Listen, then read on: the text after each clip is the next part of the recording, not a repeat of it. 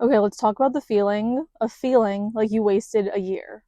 Because for me, as someone that's chronically hard on themselves and is their own biggest hater, this is the worst time of the year for me because it's time for me to reflect on the year. And I almost never look at it positively. I always look back and I'm like, I didn't accomplish anything that I wanted to accomplish. I didn't do this. I didn't do that. I didn't even stick with my resolutions. This didn't happen. That didn't happen. And I'm always extremely, extremely hard on myself this time of the year. And I've kind of just been like down in the dumps the past few weeks because I do really think like this year, factually, like it wasn't even in my head, factually, just wasn't a good year for me. And I've been thinking a lot about this, and I'm sure so many other people probably feel the same as me trying to make myself feel better. Yeah, we all just had terrible years. But I've been like talking myself through it the past few weeks to feel better and to make sure that I go into this new year with like a better mentality. So let's talk about it. Welcome to episode 2. Okay, before we get into it, I need to address these little babies behind me because something really weird happened to me this year. I became obsessed with Sonny Angels. And I think it has to do with the year I had because I first tried getting into Sonny Angels. Well, it was like 3 years ago now. It was when I first moved to LA. And I think it was like when they first were like really kicking off and I like was seeing them everywhere and I was like, oh, I want to get one. So I ordered like some random New York themed Sonny Angel on Amazon. And when it came in and I opened it, I was like, what the hell is this? Like it did nothing for me. I opened that and I was like, this is the dumbest thing ever. And I never bought one ever again. It did nothing for me. It didn't excite me. It didn't bring me happiness. And then I even actually gave that one away. I like made a video about this, joking about how Sonny Angels did nothing for me. And someone in the comment section was like, well, if you don't want it, can I have it? And I was like, sure. And I literally did send it to a random follower across the country and paid like more in shipping than the Sonny Angel even costed. But I hope that she loves it. I hope that she still has it. And I hope she appreciates it because it took some time for me to appreciate them. This year, me and my boyfriend picked up this hobby of going to an arcade in Flushing, Queens. It's called Gotcha. We go there like at least once a month, and it actually was his idea in the first place, which is a little suspicious. But anyway, we started going to this arcade, and it's basically like an arcade kind of for adults because it had like Labubus and Sonny Angels and like a lot of the toys, Miskis, what are they called? All the toys that like adults tend to be into for some reason. So we go there and we probably spend way too much money than an adult should spend on playing for toys. But anyway, it just added this like thrill to it because now it's like, oh, but it's so exciting. Like we won this. I'm actually really bad, so we make him play. It's like a whole team effort. We take it really seriously. I'll be off to the side, like looking and like telling him like, stop, go now, like for the machines that push. And then there's some that are claw machines. It's really fun. We love going there. It's such a serotonin booster. But anyway, that's how I got into Sonny Angels now because we went and I was like, okay, if there's any toy I do want to win from here, a Sonny Angel. Like they're so cute. I would have them on my desk. Sure. And then I don't know, like this next time that I opened the Sonny Angel, I felt the joy that you're supposed to feel when you open it. And I don't know if this is a reflection on me having a really bad year and maybe like when I first tried getting into it, when I first moved to LA, I was like way too full of adrenaline and like happiness and like excitement of like making this huge life change that it wasn't enough. But now, in the situation circumstances I'm in now, it did something for me. It was what I needed. Like that now I know what it's like to like crave that serotonin. Because I've always been someone that's like really happy. Like even one of my friends sent me the other day a TikTok of a girl that was like, I don't even want to go to sleep because I love waking up in the morning. And my best friend, like a girl who knows me better than probably anyone in the world, like we were best friends, she sent me this and she was like, this is you. And it kind of opened my eyes for a second because I was like, wait, my friends view me as like this super happy person that loves their life. Because I kind of always did. But I don't know, this year has been really hard for me. And when I saw her message me that, it kind of snapped me back into reality. And I was like, this isn't me. I got to snap out of this funk that I've been in and get back to the me of being happy. Like I used to be so happy that opening a Sonny Angel couldn't even make a dent in my happiness because I was already max happiness. And now I'm here. So like we gotta fix this. We're gonna go into 2026 back how we were in 2023. Which I hate to say that because I don't want to make it seem like I want to go back to the past. Like I don't want to be where I was at in life 2023. but I was in a really good headspace at that time, and I kind of want to get back there. That year, I was just like really full of motivation, and I thought that I could do anything. And that like amazing mentality I was in is what got me to like move across the country, because I was like, I can do anything. I got my first job out of college and I was like, yeah, this can afford to move across the country where you know no one and get approved for an apartment yourself and like buy all the furniture yourself and do all of that. Like I had that mentality and I need to get back to that. Okay, well, if you want to have like a quick rundown of why I've been having a really bad year, because I don't want to make this whole thing about me, but I feel like you might need to like understand this, so you're like not just confused like, oh my god, why did this girl have the worst year ever, like something terrible must have happened. That's the catch, like nothing terrible happened. I think the reason this year has been so hard on me is that I'm someone that loves change. I know a lot of people feel the opposite way, but I've always craved change. Like if something stays the same for too long, I lose my mind. I need things to be advancing and improving at all times, or I feel like a failure. And this year has been my most stagnant year. Like not even probably, it's a fact. This has been my most stagnant year since 2020, when I was like stuck home in quarantine and was like sent home from college, and then the job market sucked. Like I have not felt this stuck since then. And why, you may ask? It's because I've been living at home. That's probably the biggest thing. And I mentioned this in my introduction episode last week, that my home and my family is kind of a really big trigger for me. So like that definitely doesn't help. Like it would be hard for anyone in their mid to late 20s to move home. I was 25 when I moved back and I just turned 27. So like, that doesn't help either. Even though it realistically was like just over a year, when I think of like the ages, I'm like, oh my god, I'm wasting my 20s. Why am I still home? And it's been driving me crazy. And if you follow me on social media, I've kind of been like hardly been posting this past couple of weeks because it's the only thing I can think about is like, I gotta get out. I gotta start this new year fresh. I gotta figure out how I can move out. And as soon as possible, this whole year, I felt like I only was feeling productive and like feeling happy when I was traveling, which is really bad. Like I shouldn't be running from my life to feel any sort of happiness, because but like truly that was the only time I think I was feeling like happy this whole year. So these past few weeks I've really just been focusing on moving out, and that's it. I really have to focus on one thing at a time. I can't focus on, oh my god, all of this stuff and then also moving out, because I don't think I can even get to all the other things I want to fix until I fix that. So now that we got that out of the way, let's talk about everyone else's year. I love how I went from not oversharing at all and like being the least open, least vulnerable person alive to now being like a chronic oversharer, and I actually love oversharing. And now I'm somehow okay with like everyone knowing my life. It's really interesting, right? Okay, so if you also had a hard year, here's how we should look at it, all of us together. Even though this year was a really big disappointment, maybe, don't look at it like it was wasted. That's what I've been telling myself. Because in my mind, these past 2 weeks, I've been telling myself like this was a waste of a year. What was the point of this year? Like I just wasted a year of my life. And that's a really dramatic way for me to think about it, because even though I may have disappointed myself in various ways, it wasn't a waste. I still enjoyed life. This is the most time I've spent with my family since quarantine. So trying to be appreciative of that.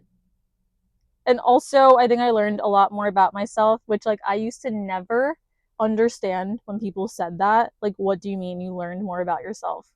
How do you not know yourself? Like, you're with yourself in your mind 24/7. How much more is there to learn?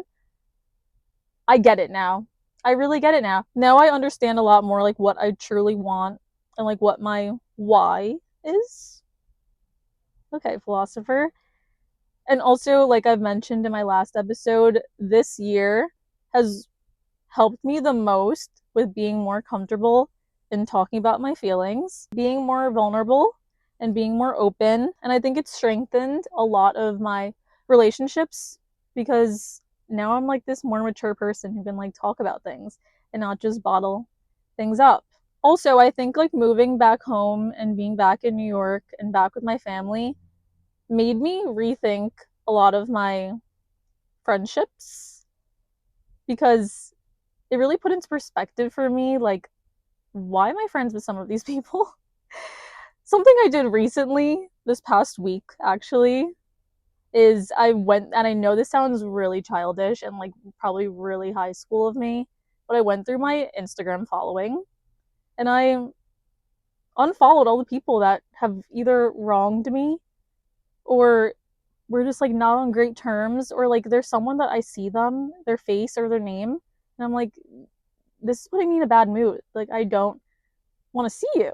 Some people I did mute for what I call PR reasons, not like I'm a celebrity. I've been saying this since way back then. It's a PR follow. Like, you have to follow this person, because if other people see that you don't follow this person anymore, they're gonna be like, oh my god, what happened? And then it's just gonna like reignite drama, and you're gonna have to talk about it again because people are gonna be asking you. So sometimes it's better to just keep following them, but you're gonna mute them. You're gonna mute them. You don't want to see their face. You don't want to be reminded of them. And like this week, particularly, what made me do this is that someone that wronged me in 2 years ago, right? Or was that early 2024? So we're going on 2 years. Even though I haven't spoken to them in the longest time, people still send me these people's things. It's two people involved in this situation. People still send me their stuff all the time. And like, I'm so far moved on from this situation, but like my friends and everyone don't know that really. They'll still send me like every time these two people do something, and they'll be like, oh my god, like this is crazy. And I'm like, you know what? It is crazy, but like, okay. I think it's time you guys stop sending me this stuff. And I did have to tell some of my friends that, like, okay, I get it. I have them muted / unfollowed. Let's forget about it. Let's all leave this in 2025, please. And I think just small things like that really help you just like shed your old self and shed negativity. Outside of friends and people you know in real life, you can also apply this to influencers and celebrities. Obviously, if there's someone that when you see their face, you see their name pop up on your phone, it brings out negative emotions in you, unfollow or mute. You don't need to block, you don't need to leave hate comments, just unfollow or mute. Doesn't need to be like this whole dramatic thing. You just simply don't want to see their face, and you shouldn't. You don't need to leave hate comments. I know there's some people that feel like genuine hate towards creators. That might be a different situation we need to address. I think it's a little deeper than like what I'm referring to. I'm referring to like people that you feel like jealousy towards and envy towards, but I do know some people feel like serious hate towards people they don't know. That, I don't know if I could really help you on, because I never really experienced that, and I do feel like that could be a deeper issue. Like, if you're seriously like hating someone you never met and you're like leaving them threats, yeah, that's when I think you need to hit up a doctor. But if it's just like jealousy and envy, this is how I feel towards this, because I don't know if it's a Scorpio thing, if you believe in astrology. I don't even know if I believe in astrology, but I do really resonate with some things about Scorpios, and I'm a Scorpio, and I've heard that Scorpios can be like really jealous and envious, and unfortunately I do have that trait. I feel jealousy often, often, and this is something that I've struggled with forever. I've always felt jealousy towards people, like whether it was TV shows or movies, or then when like YouTubers were a thing. When I was like in high school and middle school, like I always felt so jealous about these people, because I was like, oh my god, like I want the house that they live in, I want this that they have. And at that age I was like, and there's nothing I can do. Like, they were just born like this, or they already had this at such a young age, and I'll never have that. And this is when I like really discovered the feeling of jealousy, because I was like, wow, some people really do just get dealt better cards than other people. And I was really jealous that I wasn't one of the people that got dealt the good cards. Obviously, my cards could be a lot worse, but like, I wasn't a Nepo baby, okay? I wasn't raised in like a rich family in like a big house. And I was always really jealous of people that did. Then I went to college and I started like meeting these type of people in real life, because obviously my like childhood, I was only really surrounded by kids that grew up in really similar situations as me. I grew up in the Bronx, so like almost everyone that I knew, like everyone that I went to school with, was in a pretty similar situation that I was in. And the only people I felt this jealousy towards were people in movies and TV shows, like people that I didn't know in real life. So then college was like the first time that I started feeling jealous of people I knew in real life. And I would like see these girls who were like wearing all these things and talking about all the trips they go on with their family, and like talking about all these things that I thought only existed in movies. So then my jealousy issues really strengthened in college. Something that's always helped me deal with my jealousy issues, I asked myself, would I trade lives with this person if I had the choice? This girl that I know from school that's super pretty, super rich, seems like she has everything. If a genie asked me tomorrow, do you want to trade lives with this girl? My mind always said no. I wanted the things she had, maybe, but never enough that I would trade who I am to be someone else. And that realization really helped me a lot. Like, I really think my jealousy problems have gotten so much better since I had this realization that I don't have to be jealous of this person. I just need to strive to have what they have. Because at the end of the day, if I had a choice, I would 100% be myself with those things, then be that person, if that makes sense. You know what I mean? Like, I don't think some of these people that I'm jealous of, I would want their personalities, or I would want their morals, or I would want their perspectives on life. On life. And those are things that you can't buy and you can't really change. So I know that I'm confident in the things that are intrinsic to me. I really got to develop my vocabulary, guys. I want to use words and I'm like, I don't think I know the word that I even want to use. Yeah, I know I really went on a tangent just now and like really overshared to me that whole thing about me.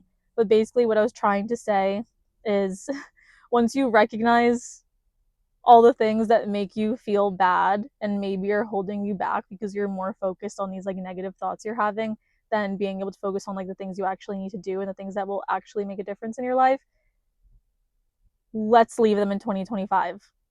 If comparing yourself and feeling jealous towards people like really is messing you up so bad that it's holding you back from doing other things, try taking that advice of unfollowing and muting. If there's old friendships you have and people that have done you wrong and they're still holding this like dark cloud over your head whenever you hear about them, get rid of them. Tell people that you know, like your friends, let's stop talking about these people. I don't think they're good people. They're not in my life anymore. When I hear them, it triggers me and it reminds me of a bad time, and I don't want to hear about it anymore. So let's all just leave it in 2025. Okay, so like I've been saying, this year really wasn't the best for me, and the main reason why I say that is because I feel like I didn't make any major breakthroughs. But something that's been helping me these past few weeks when I've been reflecting on this year is that I did make a lot of small improvements, and I think you should also think, what small improvements did I make this year? If even I didn't make I didn't check off those big goals, what small ones did I check off? So like for me personally, I actually started this one at the very end of 2024 because I knew I wanted to go into 2025 with it. I used to just not work out, and I know this probably sounds so crazy to people because like even now to me it like feels crazy. I thought just like the fact that I walked a lot was more than enough. Like, why do I need to like actually go work out? The last time I really was like consistent with working out was when I was in high school and I was on the cheerleading team and we practiced like 3 times a week. And that was the last time that I really was on like this consistent basis of like working out several times a week. All of college, I would go to the gym like once every other month just because my friends were going. Then when I graduated, I went like 2 years completely just never even touching foot in a gym. And then I was like, what if I get Equinox? Will that make me want to go more? Like when I moved to LA, I lived like right next to an Equinox. So I was like, I live right next to it. It's super pretty. Maybe I'll meet people there. Like this will motivate me to go. No, it still didn't. I was going like once a month and it was the biggest waste of money I think I've ever did ever. But anyway, at the end of 2024, I was like, 2025 is going to be the year that I start consistently working out. And I'm proud to say that I actually did. And The way that I accomplished this is that I found a workout that I actually like. I think the reason it never worked for me and it never stuck is that I was trying to just go to the gym and do random things, do these treadmill workouts, do these like random machines, and I hated it. I did not enjoy this. I dreaded going. I hated the atmosphere of the gym. I hated seeing men at the gym. I hated everything about the gym. So that was why I wasn't able to like be consistent with it, because I hated it. This year I signed up for something called ClassPass, not an ad for ClassPass, and I have reached out to them several times saying like, can you please work with me in any way, like even if it's just a free membership. Like I literally am your biggest fan. I've made several videos praising you. I tell all my friends about you. I've gotten like 3 of my friends to sign up. Anyway, they're not interested. But I signed up for ClassPass at the end of 2024, which they give you this free trial that for a whole month it's completely free. You get to just go to any class by you that's on ClassPass, go to a class for free, but you can't go to the same studio like more than once. So you have to try out all these different things. So first I tried a mat Pilates class because I would do them at Equinox sometimes, but I never like loved it. So I did like 2 different mat Pilates. I did a hot yoga. None of them were speaking to me. And then I was like, let's try like a reformer Pilates, like the one on the machine that I see all the girls do. That one always seemed the scariest to me, so I was putting it off. I tried reformer Pilates and I loved it. It was the first time I walked out of a workout class and I was like, oh my God, I can't wait to be back. Like, I loved it. Now, I don't know if I just liked it because it's not as challenging as a lot of the other workouts I've done. It's definitely significantly easier because the machine is doing a lot of the work for you. Whereas in mat Pilates, it's all your own strength. Like, there's no sliding a machine, there's no straps, there's no assist from the machine. It's all you, so it does feel a lot more difficult. You definitely do probably see results a lot quicker with mat Pilates, but reformer is enjoyable for me, and that's the most important thing. Even if I'm not seeing like crazy results and it's not so hard that I'm like breaking a sweat and I feel super sore after, at least I'm going. And I went this entire year. Leaving out the last 3 weeks, I've been crashing out so bad that I like didn't even want to go. I did go last night though. And this has been like the first time since high school that I've been motivated enough to work out, to go even when it's snowing out, even when it's a beautiful day and like I could be doing other things, like I'm still gonna go. So that was one really big win for me. I'm a Pilates girl now. I work out now. Another thing that I started doing this year that I'm really proud of myself, and I do think it's been helping me in a lot of ways actually, so I really think that you guys should start this too if you don't already, is reading. And I could probably pull up a video I made like 2 years ago saying like, I can't believe people at the airport would rather choose to read a book than scroll on their phone. Which like I kind of do still stand by that. Because scrolling on your phone is just like so much more fun. But I do read now, and I'm really happy that I do. I had a really long flight this summer. I went to Greece with my boyfriend's family. And when we got back from the trip, I was like, wow, I should have read a book. We were on a plane for over 20 hours total for this trip. Why didn't I just read a book? So I went to Barnes & Noble, discovered how much I love Barnes & Noble again. Like, it's so fun. It literally feels like when you were a kid and you're like going to buy books you need for school. There's like this thrill about looking around all the books, reading the little, see, this is what I mean about my vocabulary. Like, I know the word that I want to say, but I can't even think of it. Synopsis? I think it's synopsis. Reading all the little synopsises and deciding which book sounds the most interesting to you. And this is what I did. I checked out a lot of the books. There was 3 that stood out to me, 2 of which, oh my gosh, I only read 2. And this was in like August. The first book I read was called Real Americans. And I intentionally chose this book because I felt like I resonated with it. It was about a first-generation immigrant talking about how her parents like always were striving to be real Americans. And I resonated with that so deeply. Like, we still say to my mom, like, you sound so American, like when she uses a big word. So I was already really excited to read this book because I knew I was going to resonate with it. And something about reading a book that really relates to you and makes you feel seen is so empowering. I can't believe I waited this long to do this. So yeah, reading can actually be enjoyable and is definitely better for you than scrolling on your phone. That was the first book I read, and then the second one I'm still not even done with, which is like really embarrassing because this was in August. But it's called Educated, and it's about a girl who was raised in a Mormon family, but it's way more severe. She even, I think, gives a disclaimer in the beginning, like, this does not reflect all Mormons. her father was like an extremist, and he made his entire family like conform by his rules, and it's like extreme. And it's based on a true story, which I realized like these are my favorite type of books, the ones that one I can relate to, or it's based on a true story. Because I like realness. I don't know, fiction stuff I just can't get into. But I know now like what kind of books I like. And when you do find the type of book you like, it's really enjoyable. I won't ruin the book for you in case you want to read it. It's called Educated. It's really great. I read it mostly like when I'm on the subway and on the bus because like I mentioned, I live really far from everything. So now I'm reading books on these long travels instead of just scrolling on my phone. And it's definitely way better for my brain. Yeah, the reason why I mentioned that is because I've been reading it like on the subway and on the bus, and I will literally start crying in front of people because of how much this book is touching me. And like I'll feel bad for her. I'm like, oh my god, like I need to get to the end. I need to know how she escaped this and how she's where she's at now, that she's this award-winning author. Like this is incredible. So yeah, I really recommend if you're not a book reader that you start getting into it. I know it sounds cliche, but they were right. Reading is actually really good for the brain. It's a lot better for your brain than scrolling on your phone. So, fun fact about me, I love playing video games, specifically Fortnite. I love Fortnite. And I know I just turned 27 and like I should not even be saying the word Fortnite, but playing video games is also such a great escape from your phone, because if you're just like have nothing to do and you just want to brain rot, playing video games I honestly think is so much better for your brain than scrolling on your phone, because one, you're like challenging your brain. You're actually, it's like a test almost, like how can I do this? How do I accomplish this? How do I do this? And I know I'm talking about Fortnite, but I do think it's more stimulating for your brain than scrolling, because you're actually using logic. Like, what can I do to win this game? Or what can I do to fulfill this quest? Or like if you're playing Lego Fortnite.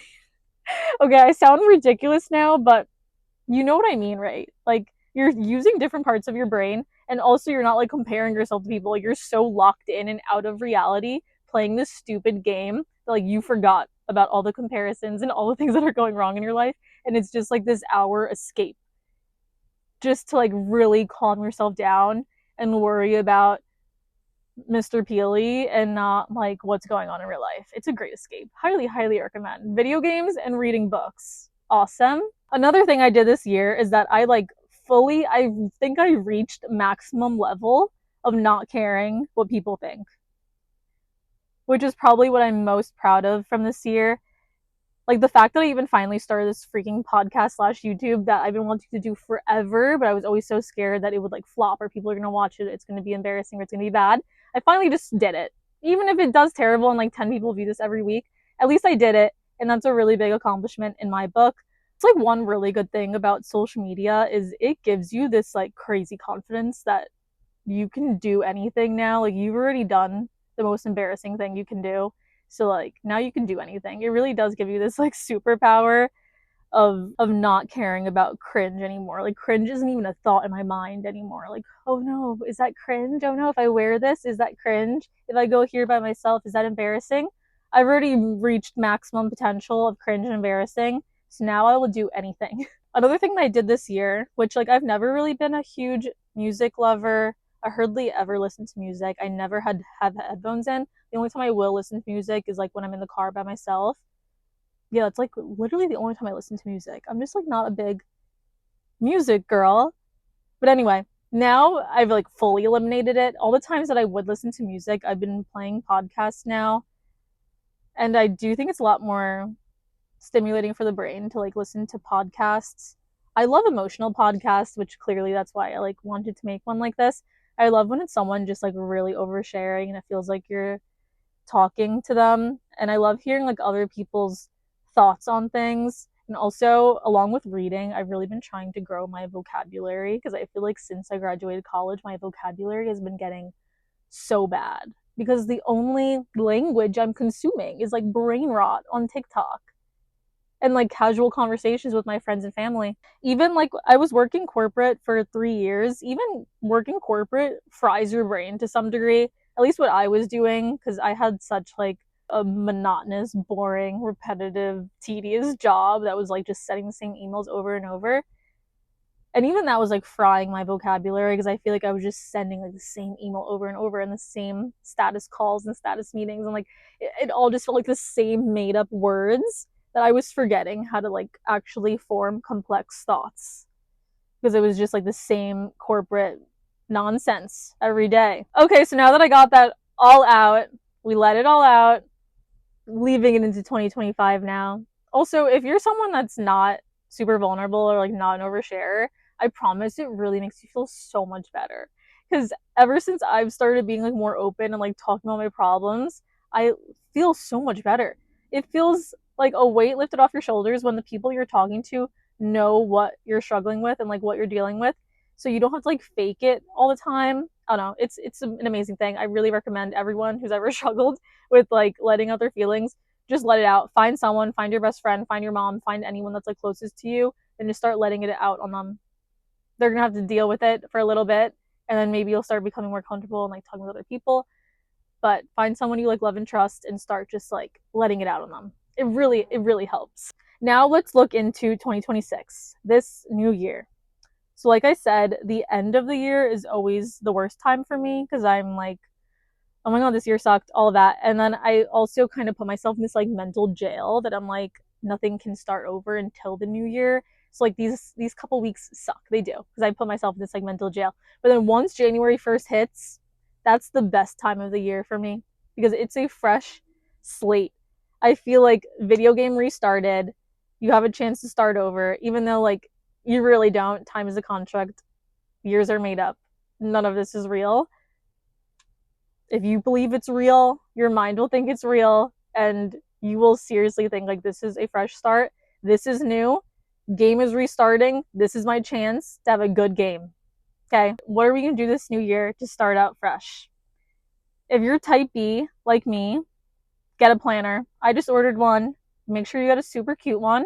I also do recommend that you get a spiral one and not a hard book. That's like such a minor detail, but the hard books just stress me out so much that then I don't even want to use it because it's stressing me out so much. Like the way that you have to fold it is very unenjoyable. Spiral ones, you can just fold, keep that part of the week open there. I do have to admit, unfortunately, that I was really good with this in the beginning of the year and then I kind of gave up with it. And then I started like not updating it. But the beginning of the year, when I was like clocking in on my planner every day, that was a good time of the year. Usually I always break habits like once I go on a long trip or vacation. And I think that's when the planner habit broke because then I'm like, oh, I just went 3 weeks without doing it and I was fine. And then I forget about it, which is why I'm really proud of myself with the Pilates things. I always would give up on my little like 2 week gym obsessions like once I went away. But this time I've actually been doing it like even when I'm traveling. And so, okay, back to the planner. I just ordered a new planner for 2026 and I made sure to get one that was like kind of more open-ended and not so rigid. The one that I was using this year was like you had to write what you were grateful for every week and it was like really separated by times of the day. That was a little too ambitious for me. I think I'll be a lot more consistent with it if it's a little bit more open-ended. Like all I really want to jot down on there are like big things, appointments I have, meetings I have, things that are due by a certain date, and then also just to have like free space to write down ideas and things that come to my head and like little things, then trying to force myself to like plan out every hour because that's never going to be like me. That was never me. I've never been a type A person before. So you can't jump from 0 to 100, but you can start with like little things, like just writing out what you have that week and writing down ideas before they disappear. That's one thing that we're going to bring into 2026. Let's try to be more type A if you're type B. Okay, let's talk about resolutions for the new year. Resolutions this year, I think we're too like number based and date based that when you don't accomplish that, you're even harder on yourself because you're like, I didn't do it. I failed. This year, I'm going to focus a lot more on like small wins, which I think will be more effective to eventually get to those big goals than just saying like, I want to do this by this. If instead you say like every day, I'm going to do this. Every week, I'm going to do this. Every month, I'm going to check in and see where I'm at and reassess. and think of new ideas if something's not going right. But if you just say, like, by the end of the year, I want to have this much money and I want to be here and I want to be doing this, it's too big. You got to start small. You can't jump to the end of the staircase. You got to start step to step to step. And that's what I'm going to focus on this year, especially like what I was talking about at the beginning of this about the apartment, about moving out. Right now, I'm focusing all my energy on that one thing and not trying to fix 10 of my problems at the same time. We're going to fix one at a time. Check off each one thing at a time. Another resolution that I have, okay, so my first resolution is to be more organized and stay consistent with my planner, write in my planner every day. Number 2, I want to start saying no more. And I know a lot of people have this resolution to like say yes more. I've always had the opposite issue, and these past couple months, really, I think I've been practicing with this, but I think I need to just double down in 2026 and like really stick with it the entire year. I need to say no more. I say yes to absolutely everything that it's starting to like put other people before me, and I'm putting myself absolutely last. I don't mean to brag, but I'm truly an empath and I do care for people so much, and I really wish the best on absolutely everyone I know, and I'll do anything to help them at any time. And I've always been that person that if someone asks me right now, like, I love that sweater you're wearing, can I have it? I will take it off my body and then have to go all the way home to change and then continue filming this podcast in a different sweater just because someone mentioned to me that they like my sweater. And that's always been me. And I know I'm such a great person, I know. But I take it like a little too far. I will do absolutely anything anyone asks of me. Anything. If someone that lived in Jersey right now texted me and said, can you drive me to the airport in New York? I would go to Jersey, drive them, and even though I live right next to the airport, like I will do anything, even if it makes no sense. It's just so hard for me to say no to people. If someone asks me to go on a trip that I don't even want to go on, it's going to be so expensive. I'm like, oh, but if I don't go, they'll have no one else to go with. If a friend asks me to hang out, even though I know I have so many things to do that day, I'm like, oh, but they reached out to me first and they want to hang out with me. Like, how could I not? I will always go, because even though I have other things to do that are like more important, it pains me to like hurt someone's feelings. And I know I'm gonna probably not even fix this, but a little less. Like, if it's something that severe, like I genuinely have things to do and someone just wants to go shopping with me, I can say no. You don't need to say yes to everything. Like, talking about all of this has put me in such a better mood, and that's why it's so important to let it out, because it also makes you realize that your problems are not as big as you think they are. Last thing I want to say about feeling like you wasted a year, if you feel that way because of the same reasons I do, that you didn't accomplish enough or anything like that, I should have said this earlier in the episode, but something that's really important to remind yourself is that the most fun, thrilling, exciting part about life is having something to work towards. And if you just got it right away, what would be the fun in that? That would be really boring. If you just like hit the lottery tomorrow and now you have no drive, or like, what would you focus on every day? If you just hit the lottery for the 1.7 Powerball or whatever it is right now, then what? I guess like you could have some little side quests and like things that you just do for fun, but it's not the same as like that drive to accomplish what you want, like accomplish your goals. That's the best part of life. That's what I tell myself all the time, is that I have to appreciate the journey. I have to appreciate the ride, because that's what life is. It's the climb. That was my 5th grade graduation song. Okay, I hope you all have a great 2026. I'm really excited to see where this podcast goes in 2026. Also, I'm going to leave an email on the screen and in the bio that you can email with situations that you want to let it out. I think that'll be a fun segment that I do like once a week, other than the main episode, is that we talk about all the things that you guys want to let out. So that sounds fun, right? Okay, I love you guys so much. Thank you to everyone that listens to this entire thing. This will be on YouTube and Spotify. I really hope this mic worked. If I watch this back and my voice isn't on this hour recording, I'm gonna freaking lose it. So we better hope that this worked, and this will be on YouTube and Spotify. Let it out, guys. Let it out to me. Let it out in the email. I hope you have a great holidays and a great new year. And I love you. My lizards. Is that what I should call you guys? My lizards. Okay. Bye, lizards.